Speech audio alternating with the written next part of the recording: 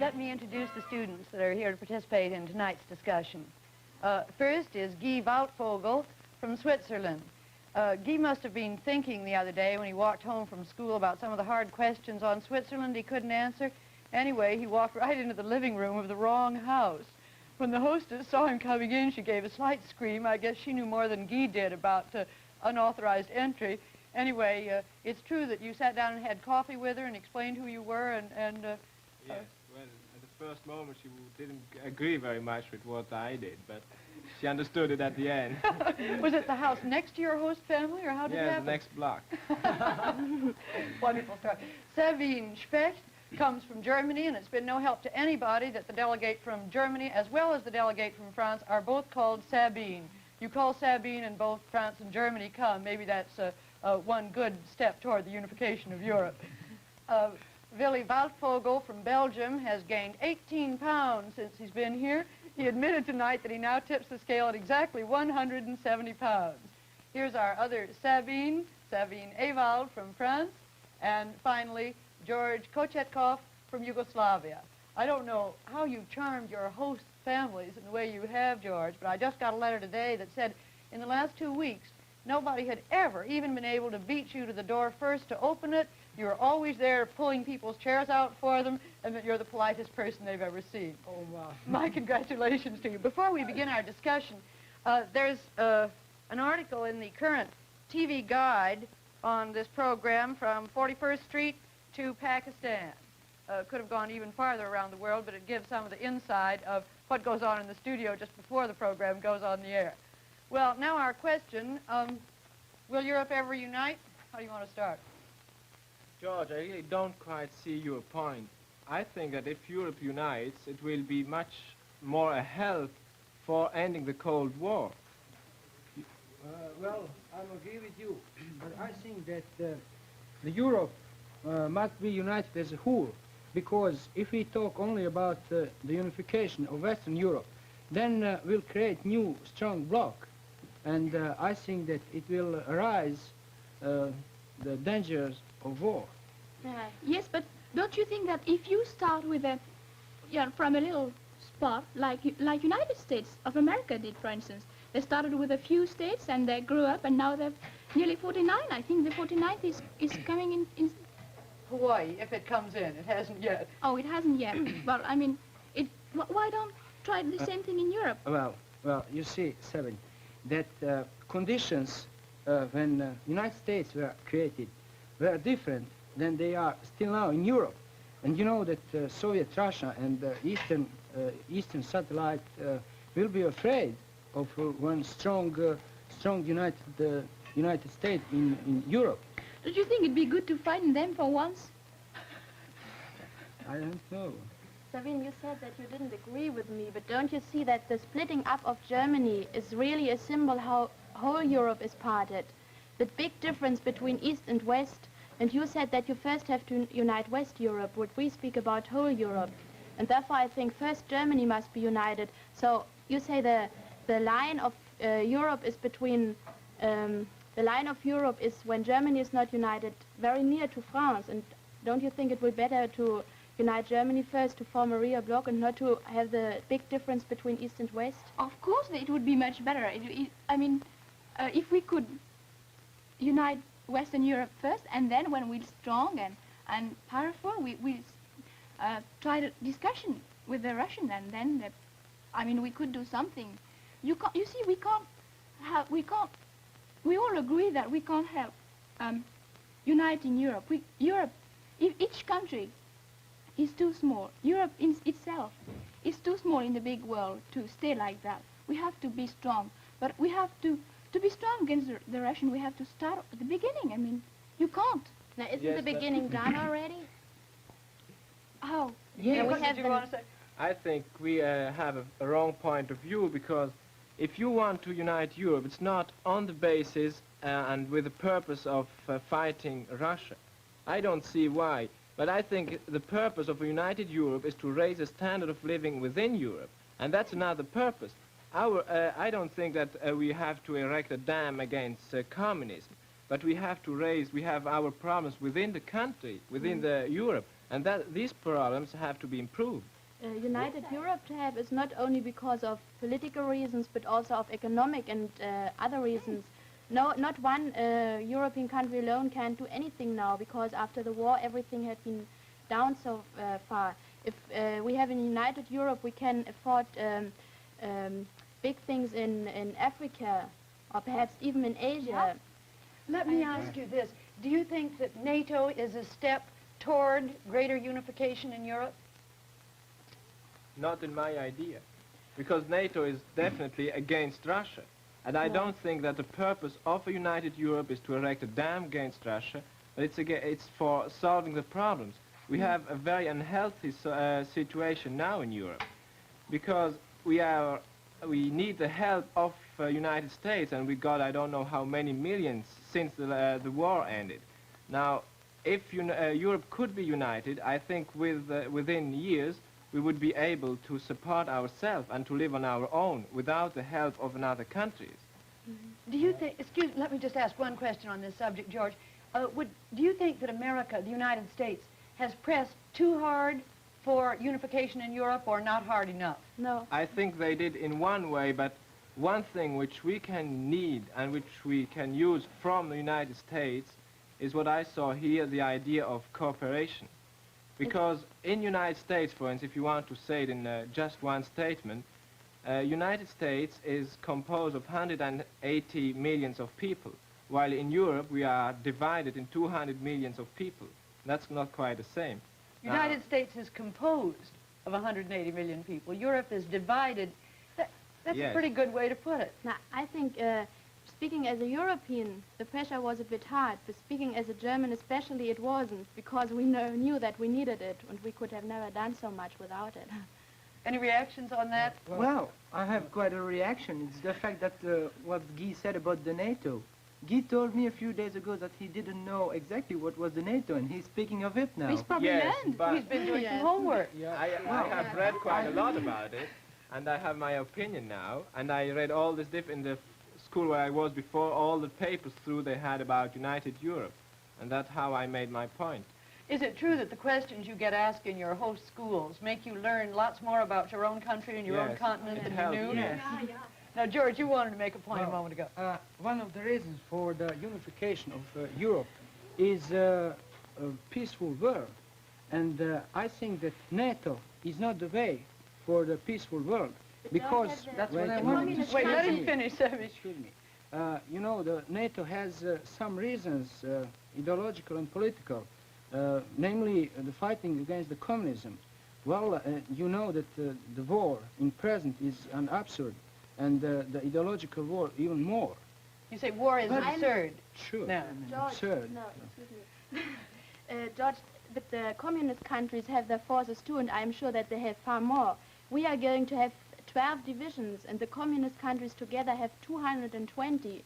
They are doing the same as we are doing. But you know, that's not a peaceful way. No. That's not. But Are you speaking we about both parts or only about the western part?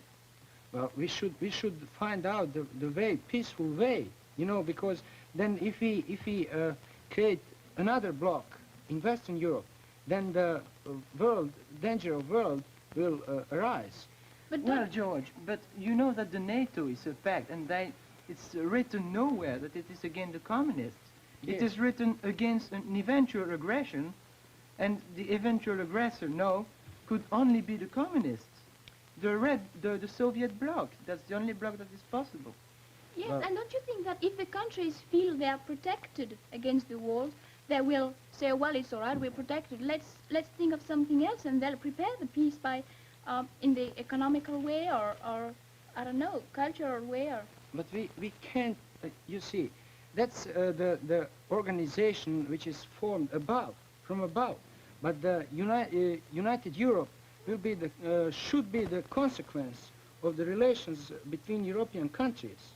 let's talk a minute about how we're getting that European feeling, particularly in schools, among young people. I wonder, which one of you is the best European, would you say? I am the best. No, in the he world. is the best. He is the best European. Will you As a speak for Swi- yourself? As What? a Swiss, he is. Well, I can, if that's what you mean, that we have three different cultures, German, French, and Italian, and all of them live very well together. There are basically differences in the languages, in their culture, but there's no problem today about living together in one country. Do you feel more Swiss than European? No, I think I feel, especially since I have been in the United States, much more European than Swiss. You've just got to talk to him and you find out immediately that he isn't Swiss but European. I think I'm Much quite better than European too. We have the English, we have the Americans, the English people, and the French people now for 10 years in our country. And I think I wanted to ask you. You see, we are getting along so good with the Americans. They occupied our country, but we know that we need them, and we do not feel really against them. You told me that you are sick and tired of seeing Americans. Why is that? Yeah, that's different. I mean, that's not because of they help us. That's just the way they do it. I mean, But they do it the same way in Germany. I think Sabine has an interesting point we might pursue. Why is it that Americans who conquered Germany get on better and have a better understanding with the Germans than the Americans in France have with the French? that's just the French. They're so individualist. I No, mean, we when are, they help. we are individualists too, but at the same time, I think we can accept things better, and if the situation is like this, then we can easier go along like that.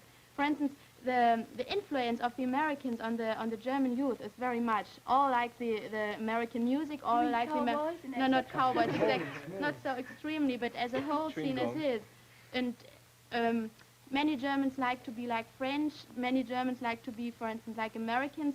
You never find that in France. And I would like to add that I think we have a pretty good will to come good along with the French people, and I don't know how it's going to be with most people think the greatest problem in Europe is between us both. I think what do you think? I think that the main difference is that in France and in Belgium, the Americans that we are having are tourists, mainly. While in Germany you are having American soldiers and the American occupation. And these American tourists are coming with a lot of dollars and they spend it. The soldiers have the same. They have the nicest part in Berlin. They live in the nicest house, and if you see a big car on the street, you know at any rate that it belongs to an American soldier. Are you going to give up this argument, who's the best European, or do you still want to speak again in the defense of Belgium? I think I'm still the best European, or, well, one of the best Europeans. Well, Belgium is divided into 3 parts. Like here we have the Flemish part, the French part, and the German part. And then I think we have more intercourse with the other nations than the Swiss are having. For instance, we have Benelux. We are in all the big plans that happen in Europe, for instance, the NATO, the EDC, and for instance, Benelux. Well, you don't have anything like that in Switzerland with other countries, Guy. No, that's of course. No, perhaps in Belgium there are good Europeans, but between you both, Guy is the best. Well, this argument is getting nowhere. And how do you feel? Do you feel more like a European or more like a French? Well, since I arrived in America, I've started to think as a European more. Before I was French. And in school they mostly feel very much like French. Yeah, we don't learn anything about Europe really, you know. You see. No, and that's what we do in Germany now. Tell us more about that. But I'm sorry, George, go ahead. Well, I would like to say that maybe it would be very helpful if we in our schools over there in Europe learn in the spirit of European citizenships. Well, what about Yugoslavia? Well, in our schools we have geography and history, and we learn world history and world geography, and I think that our studying about other countries is very useful. But is anything done to make you feel more European and less Yugoslav? Yeah, well, I think that we are more Yugoslavian because, you know, such conditions in Yugoslavia. Well, but I think that we should much more to study in that. Europe. How about the rest of your country? Well, for me it's very different because when I study history, I stopped after the First World War. So I'm really judging the international affairs with a mind that the people had 50 years ago. Yeah, now we stopped with the history. We start long ago. We stop in the 18th century or something like that because the school year is not long enough to go along. But at the same time, we do a lot of current affairs. I don't think whether they did that before the war. There is quite a change in the schools had been quite a change in the schools after the war. How have they changed, Sabine? Now, first after the war, they tried out the American system with choosing subjects. But then they came back, and we have now to study 15 subjects every week. But has it changed in the sense of teaching you yes. more about... We do just like the Americans do in their current events lessons. We read the newspapers, we discuss the things, and we even can argue with our teachers. We couldn't do that before the war. I think that's a good thing. That's what we need in France. We need to learn about the current events. Events. And we never know anything about that. Before I came to United States, I had never read a paper. I didn't know anything about politics. I had to learn to comment. I think that it's a good thing because you learn what the wrong things that are done and the good things, and when we'll be grown-ups and when we'll be at the head of our governments, we'll know better what to do. And we'll always think of our friends, of the friends we've met here with that forum, and we'll remember all the time that it's so easy to get friends. I mean, children do not know how nice the other children in the other countries are. Well, I do agree with...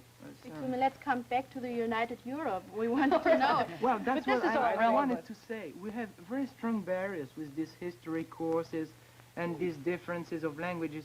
But these barriers, until I came here in America, I never noticed them. You don't feel them. That's what's dangerous about them, isn't it? You don't even notice the You don't barriers even that notice are there. these barriers. Yeah. What Well, about your schools? I think if we wait in our schools until the Minister of Education changes the courses and changes the kind of history lesson, introduces current events, we could wait for generations. I think the problem is that we should, the youth, people like us who think that the United Europe is a necessary thing, should take it in our hands. No. Well, but I how know- can you if your schools I know- don't? No, Well, but I know cannot there do is a anything. movement now in Europe. For instance, they met last year, all young people below 25 years old, and they all met in order for fighting for this united Europe. And I think if I come back and I have to make speeches about my experience here and so on, I'll speak in favor of it too. And I think that's what we have to do, what each of us have to do, has to do. Tell me, Willie was talking about a European flag. I didn't even know one exists. Have you seen it in Switzerland, the European Well, flag? I knew it was one. There was one, but I didn't see it in Switzerland. Well, I got Will. Do you know about I it, didn't know Sabine? there was one. No, How about you? I didn't know For that the either. first time tonight. I got Willie to draw me a picture of it. This, as I understand it, is green. A great big green E, and then white here. Well, you know, Mrs. Water, how we call it? No, We what? call it the underpants because of the way there is on this flag. Oh, ces belles The sont under- toujours grossiers. Oh, thank you, Sabine. Oh, let's change the flag. Again. No, I wonder if that means that it's a mockery, or are you in typical Latin way joking about something because it's a concept you care about very much? Well, it's a concept we care about very much. We see it very often in Belgium, and the idea of Europeanization is coming in Belgium more and more. I wanted to ask you something else. You said that only the young people have to do it, but now it's still in the hand of the grown-ups. And take, for instance, after the First World War, the young people said, we have got to do it. Now they are grown up, and now we say we have got to do it. Then we are grown up, and it goes on like that. The grown-ups who are just doing everything have to do it, and not we. We cannot wait till we are grown up. It must begin now. But Don't we you are think not so far from being grown-ups. No, we are not so 18, far. and it might be in 12 years that we will have really power. The And 12 our years is a generation, long time, but No, perhaps but you have changed your mind 12 then. years for unification of a country like Europe of so different nations, that's not a long time. Not a long time. Sabine, But think why now- don't you start the grown-ups? They must know the same thing. But they they've started. started. They started. You have the movement for Now, you unification said of you Europe. grown-ups don't do You anything. well, that's one movement coming from the upper part, led by politicians like Churchill and Spark. But the big education, the education of the big mass, has to be made by the young people, by people like us. That the old people, they have too much prejudice, too many prejudices. They had to But fight. not all. But many of them, Oh, I we don't don't know have any that, reason no. to have They- they prejudices. Look, let me ask you this. You've talked, all of you are European young people who are looking ahead with optimism, it seems to me, to European unification. Are all young people like that? What about these existentialists that we hear about? You Is mean that? in France? You Tell mean- us about them, Sabine. They don't know very much what existentialism Yeah, is, they- really. they just The look only like thing that. is, you know, they wear those very tight blue slacks and those sort of shoes. You've got just a sole and things going up your legs and long hair like that. And the most important thing is to be dirty. And they are We have the same type in Berlin and in other countries too. There are a few characters, you find them all over the world, but they just look, they are not exactly, they look like existentialism, but they are not, in But their there's a mind real they are movement in France of these there is. existentialists. Oh, All the but- students are, it's fashionable now to be They will dirty. go back to the fashion like wearing necklaces, it's the same, I The think. movement has been, is now, especially for American people coming to Paris. They have the Cave de Saint-Germain-des-Prés and so on because they want to show it. But it's not real movement which has very many people who go, But it has are some on the kind of- side. It does in the cafe when they discuss with Jean-Paul Sartre and all that. I mean, this is real existence. But it has some kind of Exactly. philosophical background, It doesn't it? has, but not Well, not first the movement came that a lot of students failed in their exams. So they started to live in this way, and then they took the philosophy of Sartre. But that came afterwards. The way of living in a dirty way and with long hair, that's the first thing. And then they took the philosophy of Sartre in order to have some background, which were Justification, in other yes, words. looked more You serious. know that there are few in Belgrade too. Not even in Yugoslavia. Oh, I can't believe it. Only few, but Does the There government was, look on them with favor or disfavor? no, they are quite free. They are dirty, long hair. There was an article in paper just before I left Yugoslavia about them. It was very interesting. You said you had the highest living standard. Do you have things like that in Belgium? Well, we have these people, these disappointed people who are like that too. It's everywhere. can't call I'm them- sure these people just, they clothe in that way just to be individualists, to try to be individualists, because in their individualism they try to escape from the world. It may be the aftermath of the war. Couldn't it be? Yes, it can be It's not a very big result. movement today anymore. Is it dying out now, would you Yes, say? it is. Well, let's talk about the positive. It's not dying out in France. What are you going to do about them? Nothing. As soon as they, I mean, as soon as they finish to study and they get married, they become as bourgeois as the others. Let me ask you a hard question now. Sabine, suppose you're appointed Minister of Education in France, and suppose you're appointed Minister of Education in Switzerland. What would you like to do about the schools in terms of getting more? I think one thing is Europeanism. current events, which is a real lack in all our schools in Europe, that we Don't you don't have it at discuss all? them at all. We don't No. discuss them at all. We discussed the problem with our teacher himself several times, but he said he has to go through the program he has, and he cannot afford to introduce a new lesson just for current events. But even history teacher, and he's a very one of the leading history teacher in Switzerland, he told me that really they try to work out and to introduce these new courses. May I ask Yes. something? I wanted, we were speaking mostly about West Europe. I wanted to ask we must take Russia too. Just like George said, we cannot speak about only West Europe if we Well, want let to be Sabine recognized. answer the question from her point of view, the French schools, because they seem... I think if I was Minister of Education of France, I would change all the history course system, and even I would like to be Minister of Education of Europe, so that I would let the children of every country go to choose their school in the country they like, because so that they could meet more with other children. And for instance, with German children, we don't know enough about German and German children. That's why we fear them. When Sabine and I don't know, when we speak of the 3 wars we had, we found that silly. We never understand why we fought, really. It's stupid. Have you got any...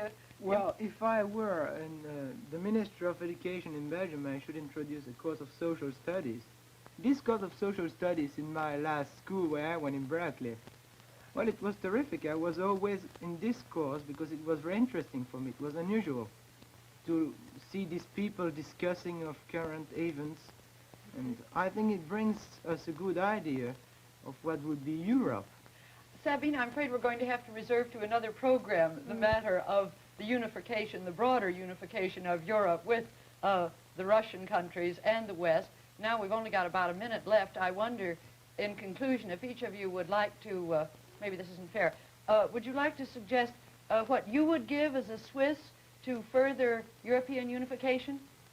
I think I speak personally because a lot of people wouldn't understand my point of view in Switzerland, but I would give up my neutrality. We are just giving something up. We are waiting with our unification, and we are going to get an army for West Germany, for West Europe. And that's what we give up. I should give up my standard of living, which is certainly the highest in Western Europe. What do you say? No, wait, don't get into another argument now. Sabine, what would you give up? Would you give up the French language? Oh, no, not the French language. What would you give up? Individualism? Oh, no, not individualism. France wouldn't be France without individualism. How about you, George? How's Sabine Well, think? if we have some prejudice about capitalism, which are barriers for the unification of Europe, I believe that we'll be very glad to give them up. Well, on that subject, capitalism and communism, certainly there are prejudices that, or at least increased understanding Yeah, that needs to be. I'm sorry, our time is up, and we haven't gotten on to the broader questions. Next week, we're going to talk a bit about some of the differences in family life, our parents' generation, whether their ideals are valid for ours or not. Tonight, you've been listening to 5 Europeans discuss Will Europe Ever Unite? They were Guy Waldvogel from Switzerland, Sabine Specht from Germany, Willy Vidar from Belgium, Sabine Ewald from France, and George Kochetkov